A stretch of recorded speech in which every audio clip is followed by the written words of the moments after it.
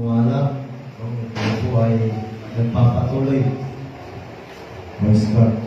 Kayo yung mga hindi sigaw na kung may nakikita, maya-maya ang mawala. Praise God. Yung ating po pag-usapan ngayon ay tungkol po sa mga hayop.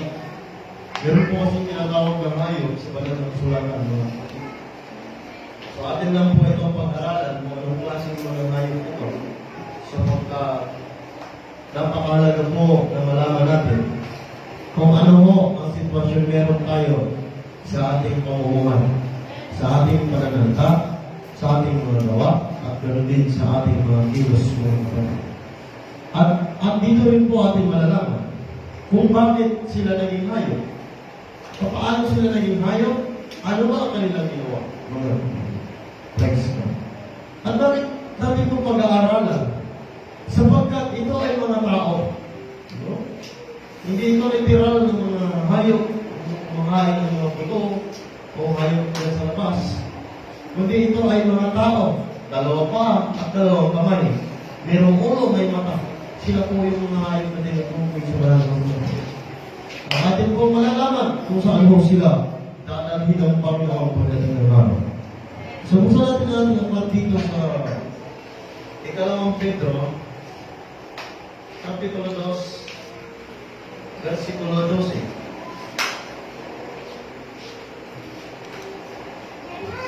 Ikalawang Pedro 2:12.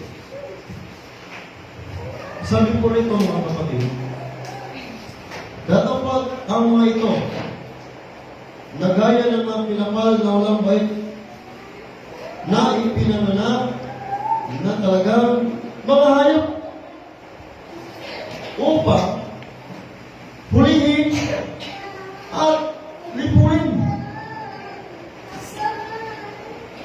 na nagsisiyalipusta sa mga bagay na hindi nila nangalalaman ay walang pagsalang lilipuin sa kanila rin pagkalipin. Hallelujah.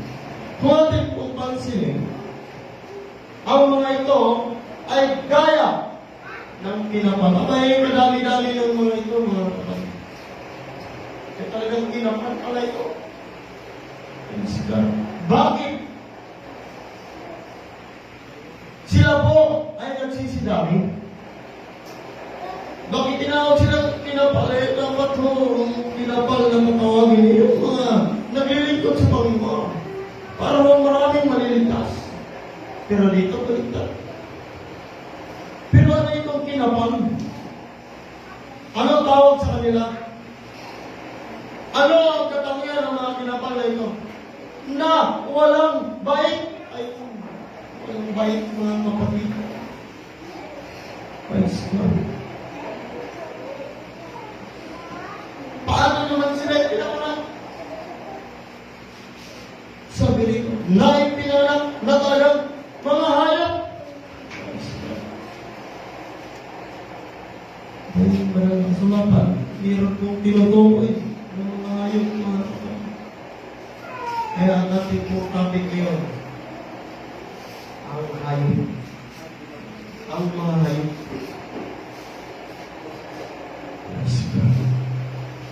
Bakit naman ito sila nagsisidami? Ba't ang kadami? Sabi ron, kinapal. Di ba? Tingnan mo natin mga kapatid. Praise God. Psalms 37.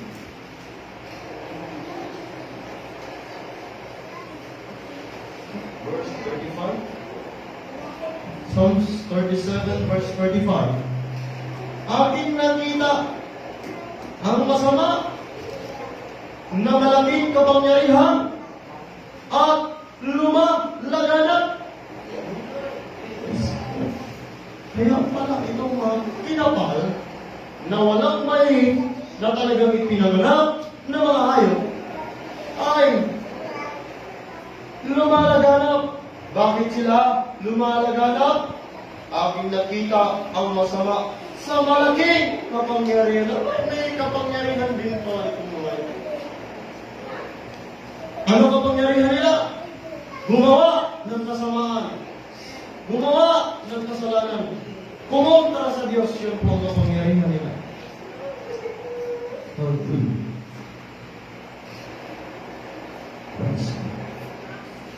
At lumalaganap, nagaya ng sariwang punong kahoy sa kanyang lupang tinubuan.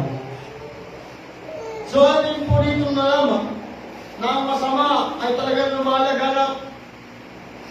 Eh, wala dito ni Apostol Pedro. Praise God. Na ang mga ito ay walang mic. At kinapal. Napakadaming kinapal na ito. Praise God. Hallelujah. Ano ang ibig sabihin nitong salitang lilipunin? Kasi sabi nito lilipunin. Paano ba sila lilipunin? Eh baka pag sinabing lipon, malalim kasi na salita ang lipon mga kapatid. Praise God. So, maaari ay atin po basahin dito sa aklat ng sa wikang Cebuano. Praise God.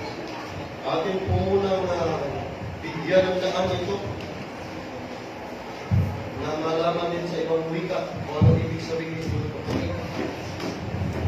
Praise God. Ayon dito, apan kining mga tauhana nagbuhat sumala sa ilang kinaiya sa mga ihalas na mananap. Grabe naman parang kinaiya din eh. Mga kinaiya pa din eh. Ibot, pasabot, mga igsoon. Yung kinaiya ba? Hayop. Oh? Hindi, sama sa unsaman. Sama sa ihalas. Kaman mo, ihalas. Ha? Exotic food yun. Ha? Pag sinabing ihalas, maraming klase yun. Pero kung sa Bisaya, ihalas, masabi natin manok, naligaw. Pero ang ihalas, ang ibig pala sabihin sa dictionary, ang ibig po pala ng sabihin ihalas, ito ay exotic food, iba-ibang klase na hayop na nakatira sa mundo. Doon. Kasama na yung ahas, no? Sawa, kasama na yung ahas dyan. Kasama na yung paniki. Minsan, ugaling paniki ang tao. Di ba? Ugaling paniki ang tao. Kumakapit sa mga sala. Pag matay o lupa tayo, yaan na ka. Patayin na to. Mga mananap, nagipanganap, aron lang ang dakpon o ihawon. Abay, soon. Gipanganak lamang, aron dakpon o ihawon. Ya, ito ang istorya, kinaiya mo na, wala dahil laing kinaiya, tao na ba yan? Kining Biblia po, gihimo po niya, hindi para sa hayop, ano na may hayop din? Tingnan mo no, gihimo ang Biblia para sa tao, hindi sa hayop, ano na may hayop din? Ang bot para sa pasabot, igsoon, nga kining mga tawhana, gakinayaw, hinayok. Niya, atang kung mabala niya, bala na ito niya, gakining mga tawhana, gahinayok, Christian. Adi sila ito, amen? Hintay rin ito. Christian na magiling mga tawhana nila. O ano? Dakpunan niya sila, dahil ihaw, asa man sila ihaw. Ha? Sa linaw ng kalayo. Okay. Isod mo. Linaw tayo kalayo. Parang tayo lumayo. Ano mo? Sa linaw. Isag mo, kabalat ako mula mo yung sa linaw, kaya kanina eh, linaw ang kalayo man. Saan ko na? Linaw na, kakalayo pa.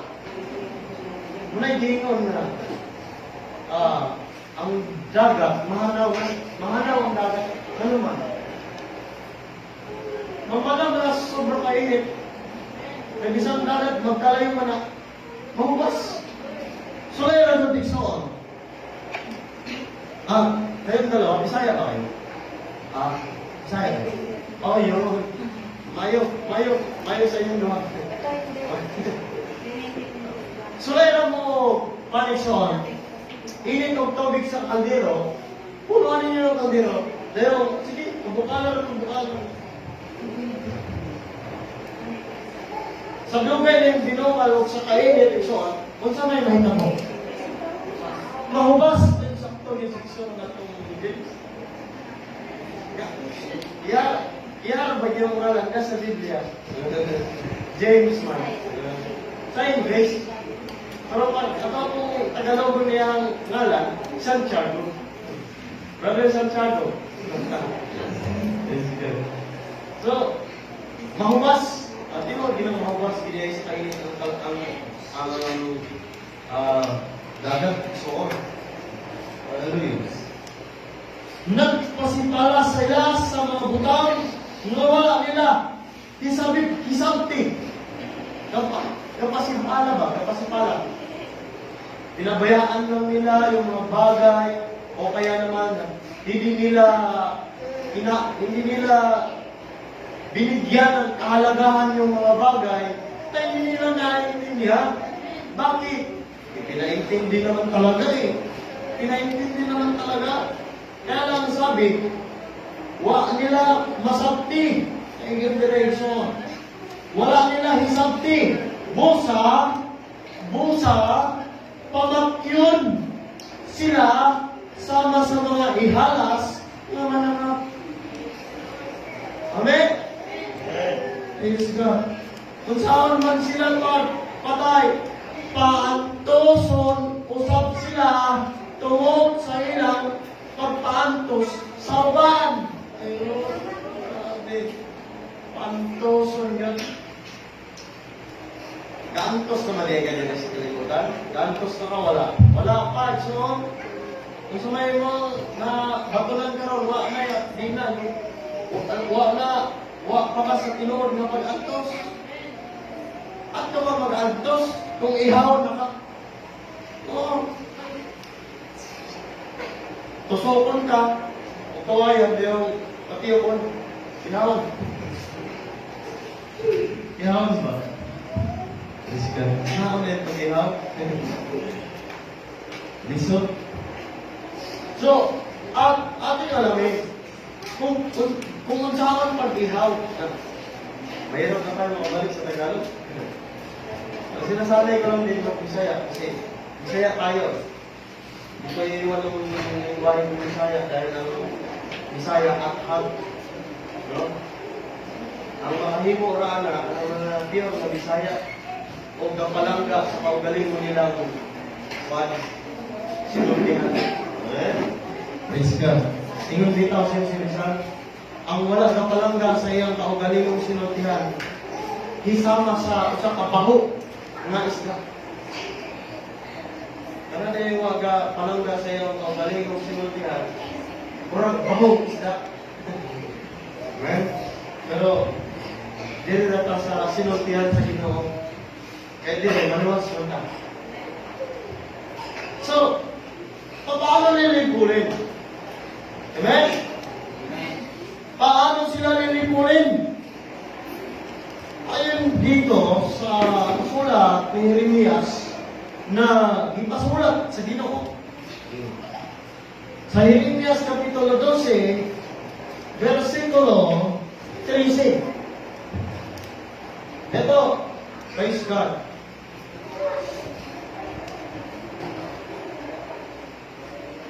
Pwedeng pakibasa mga kapatid. Hallelujah. Praise God. Hindi ko na magamit pa yung thesis ko na marami. Sila'y nangaghasik ng trigo Sila'y nangaghasik ng trigo at nagsiani ng mga tinik. at nagsiani ng mga tinik. Sila'y nangagpakahirap Sila ay nagpapahirap at walang pinakikinabang. ay walang pinakikinabang. At kayo'y mga papahiya sa inyong mga gawa Mga papahiya sila sa kanilang mga gawa dahil sa mabangis na galit ng Panginoon. dahil sa mabangis na galit ng Panginoon. Kita mo na? Hayop ka eh. Hayop. Ano sila? Anong galing nila? Mga kapatid, sila'y nangagahasik ng trigo at nagsiyani ng mga tinik. Sila'y nagpakahirap sila'y nagpakahirap at walang pinakikinabang. At kayo'y mga papahiya. Sila pala'y mapapahiya, mga kapatid. Sa inyong mga gawa dahil sa mabangis na galit. Amen? Kaya pala galit ang Panginoon. Dahil sa galit ang Panginoon ang gagawin sa kanila. Ha? Ano ang mabigat na dahilan? Bakit gagawin ito sa kanila? Sa gayon ding aklat sa Jeremias 4:22. Hallelujah.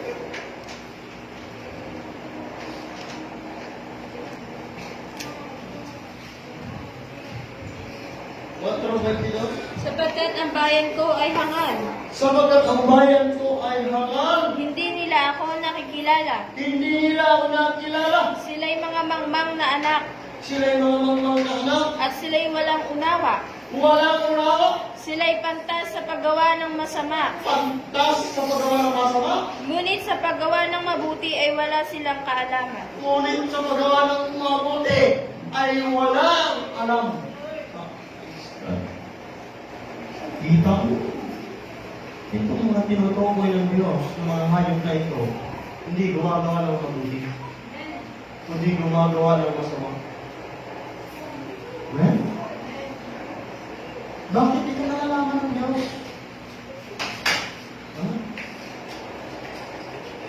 Di ba pwede kahit na masama tayo, baka pwede naman kahit na malabong tayo, pwede tayong magbabad sa tubig, ng sundraps, baka malinis ito. Pwede ba yun? Pakinggan natin sa ganun din aklat sa 2:22, mga kapatid. Kasi, pagdating ng panahon, kahit anong paraan ay maisip na ng tao, o para lamang maligtas sila. Pero pakinggan naman natin ang pahayag ng Panginoon sa pamamagitan ni Propeta Jeremias.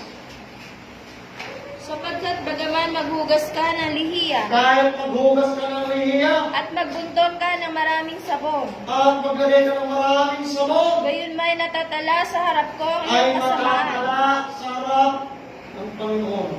Tuloy. Gayon may natatala sa harap ko ang iyong kasamaan, sabi ng Panginoon Diyos. Amen. Praise God. Ay hindi pa rin mawawala ang kasamaan. Natatala pa rin ang iyong kasamaan sa harap ng Diyos.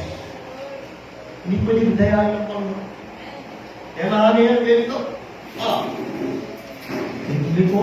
Pagdating ng Panginoon, wala, may magagawa. Kasi tayo rin nagsisikap. Ako rin, meron akong minimintin na isang bagay. Kaya ako magagaling talaga kapag kami mga tao. Nasisira doon sa minimintin ko. Amen? Lahat tayo. Kailangan mo natin pagsikapan yun. Dahil mayroong mabangis na galit ang Panginoon. Narinig natin. Bakit siya mabangis ang galit niya? Sa mga tao, masasama. Amen? Praise God. Ano naman kaya ang tawag ng Panginoon sa mga tao ito? Diba? Ano ang tawag ng Panginoon sa mga tao ito? Atin mong malaman kung ano ang tawag, anong pangalan niya. Kasi baka mamaya yun yung pangalan natin. Baka tayo yun, ay mahirap na. Kaya pagka tayo yun, ay hanguin natin sarili at iiwas tayo at lalayo tayo. Amen? Pagka hindi ho tayo lalayo, anong mangyayari? Madadamay ho tayo. Ayon sa Revelation chapter 18 verse 4. Pakinggan natin, sister. Sa Revelation chapter 18 verse 4. Pagka hindi ho tayo aalis sa kasamahan niya. At narinig ko ang ibang tinig na mula sa langit na nagsasabi, Ano ang sabi? magsilabas kayo sa Kanya, Magsilabas kayo sa Kanya. bayan ko, upang huwag kayong mangaramay sa kanilang mga kasamaan, Upang kasalanan, mga ramay sa kanilang mga kasalanan. at huwag kayong magsitanggap ng Kanyang mga salot. At huwag kayong tumanggap ng Kanyang mga salot. Amen. Praise God.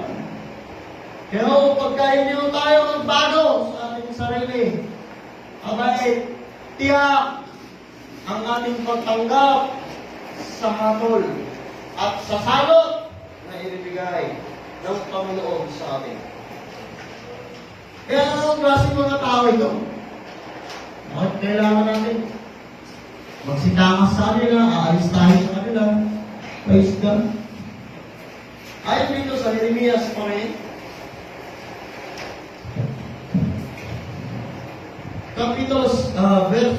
Kapitulo 5,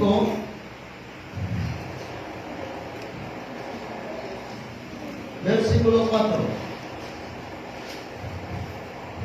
Nang magkagayoy sinabi ko, Ano sabi niya? tunay na ang mga tao ay dukha, Ang mga tao ay luka, sila'y mga hangal, sila'y mga hangal. sapagkat hindi sila nakakaalam ng daan ng Panginoon Hindi pala nakakalam ng daan ng Panginoon o ng kahatulan ng Kaniyang Diyos. o ng kahatulan ng Kanyang Diyos. Ang tawag sa Kanya, hangal. Kailangan pa ba natin basahin ulit sa Bisaya? Ano ba yun sa Bisaya? Mga kapatid. Ha? Okay, basahin natin. Jeremias 5:4. Ito ang sabi.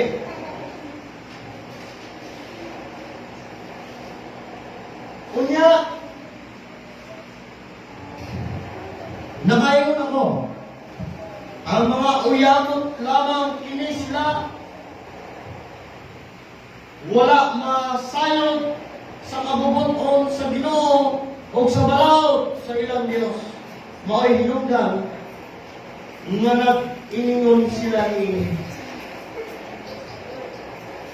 uyamot lamang kini. Ang sabi nila, ang sabi rin uyamot. Lalo na kayo uyamot isumot. Kaya ano lang ito ng uyamot. Dito tayo mga kapatid sa hangal. Ang sabi rito, hangal sila mga kapatid. 5:4. At sila'y dukha. Ang sabi pa rito, sila'y dukha. Sila'y mga hangal. Bakit hangal? Hindi ka makaalam sa mga daan ng Panginoon. Ikaw, anong daan alam mo? Sarili mo saan? Daan ng kaaway, daan ng kasamaan, daan ng diablo. Huwag natin hayaan, mga kapatid, na yung daan ng kaaway ang ating tatahakin. Hallelujah. Christian tayo, kaya ang ugali natin, tupa. Ano ba ang mga tupa? Maamo. Pag hinila mo yan, hindi na kailangan ng lakas kasi susunod na pusa yan. Lalo na pag may tali, ay,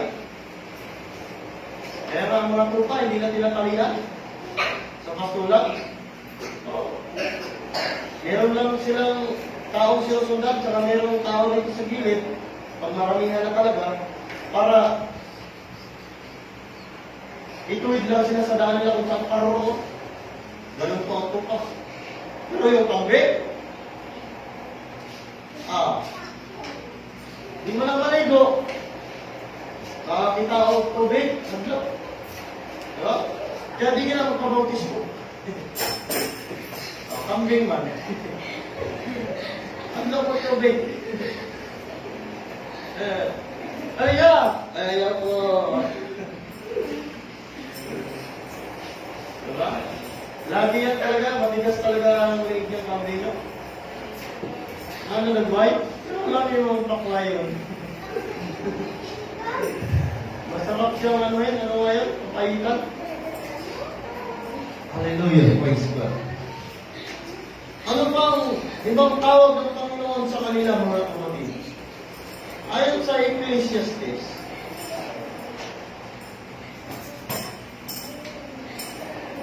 Tres, 18.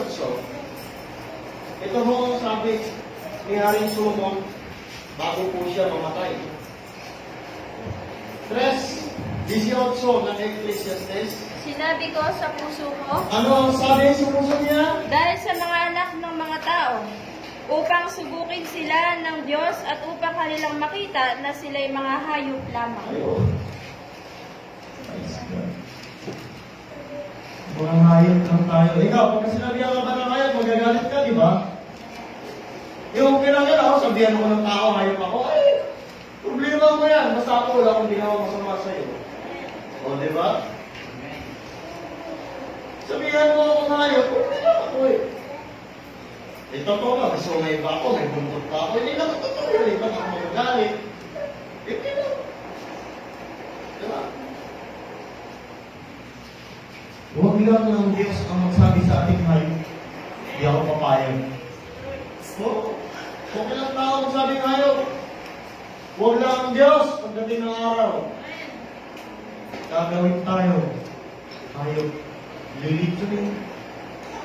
Diba? Ihihawin eh. Ihawin na rin ito.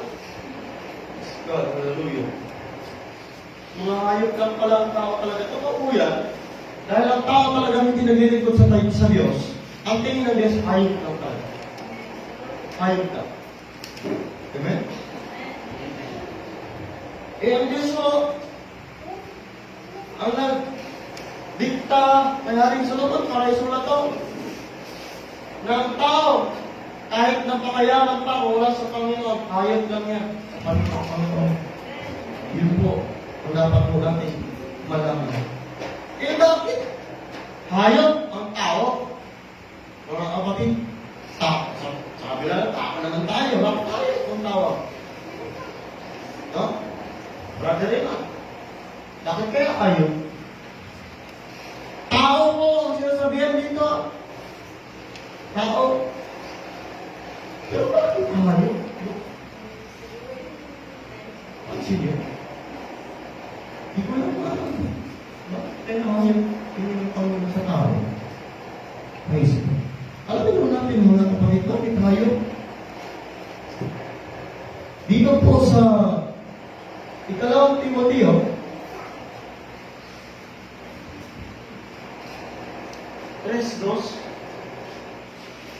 sapagkat ang mga tao ay magiging maibigin sa kanilang sarili, maibigin sa sarili, maibigin sa salapi, maibigin sa salapi, mayayabang, mayayabang, mga mapagmalaki, mapagmalaki, mapagtungayaw, mapagtungayaw, masuwayin sa mga magulang, masuwayin sa mga magulang, mga walang turing, walang turing, mga walang kabanalan, walang kamanalan, tuloy stress, walang katutubong pag-ibig, walang katutulong pag-ibig, mga walang paglulubag, mga walang paglulubag, mga palabintangin, mga palabintangin, mga walang pagpipigil sa sarili, walang pagpipigil sa sarili, mga mabangis, mabangis, ayok talaga. hindi mga maibigin sa mabuti, Hindi may bigin sa mabuti, sa kontrol. mga lilo, Mga lilo, mga matitigas ang ulo, matitigas ang ulo, mga palalo, mga palalo, mga maibigin sa kalayawan, may kaysa bigin sa kalayawan, mga maibigin sa Diyos, kaysa may bigin sa Diyos. Sino? na may anyo ng kabanalan. Dapat tinanggihan ang kapangyarihan nito, lumayo ka rin naman sa mga ito. Ayun! Ano nga ang pinatapos ko? Si Christian pala ito. Anong sabi? Ang sabi, na may anyo ng kabanalan. Aha, galing talaga yun. May anyo ng kabanalan, mga kapatid. Bakit kaya? May anyo naman ng kabanalan. Kaya lang, tinanggihan ang kapangyarihan ni God. Paano yun, Brad? Napaisip tayo. May ayaw ka ba na? Tapos tinanggihan ito pangyarihan. Ano yun? Mr. Banji, ano yun?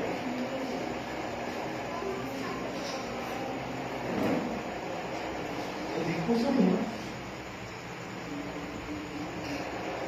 Ang iyong kabanalan. Pero hindi naman ina-apply ang salita ng Panginoon. Mukha siyang banal. May anyo lang. Kaya pagka sinabi ang anyo lang, ito umasa.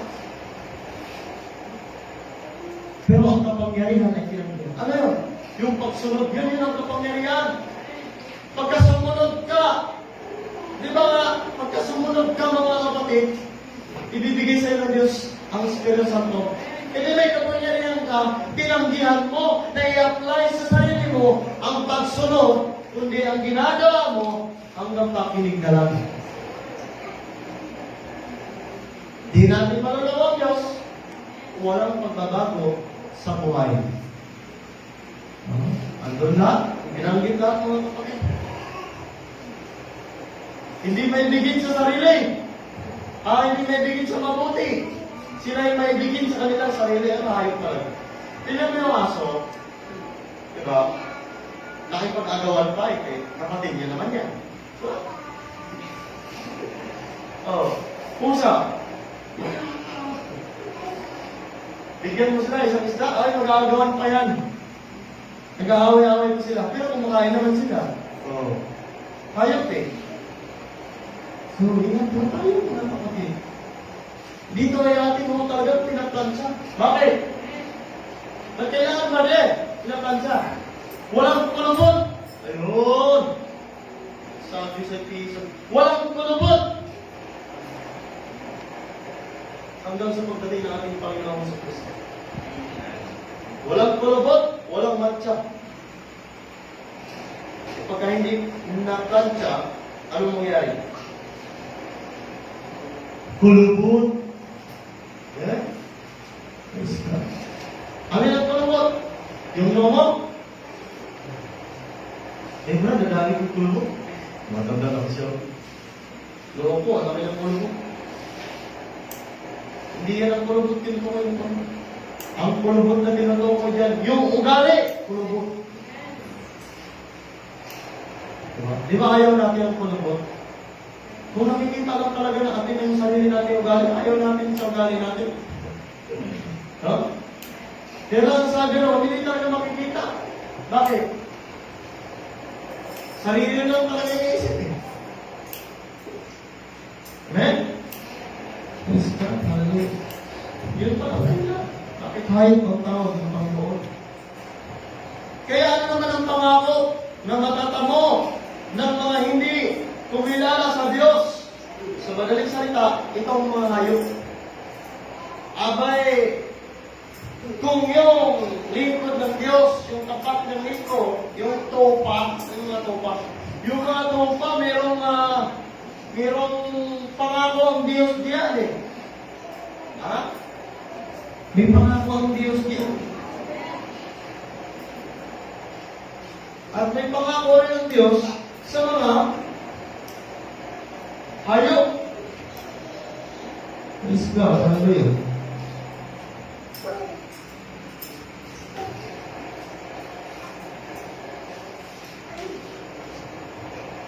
Ano ang pangako ng Diyos o ano ang matatamo ng mga tao?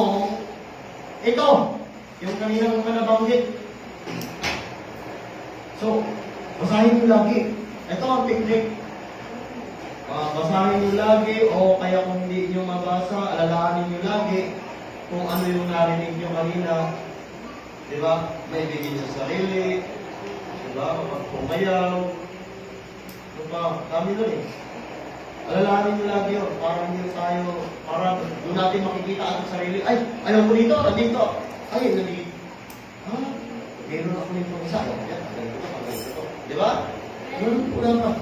So, bakit? Bakit kailangan alisin? Alisin natin yan dahil meron pong pangako ang Diyos sa mga taong hayop. At ano ang matatamo nila? Itong mga hayop na ito. Pakinggan natin mga kapatid. Dito, sulat sa aklat ni Ezekiel 22:31. 21:31. Okay? Chapter 21, verse 31. 21:31. Ng Ezekiel. At aking ibubuhos ang aking galit sa At iyo. aking ibumuhos ang aking galit. Galit sa iyo, aking hihipan ka sa pamagitan ng apoy ng aking puot. At aking ibibigay ka sa kamay ng mga tampalasang tao na bihasang pumatay. Ayaw. Ayaw kung mangyari ito sa akin. Abay, kung meron palang matatamo, itong mga lingkod ng Diyos,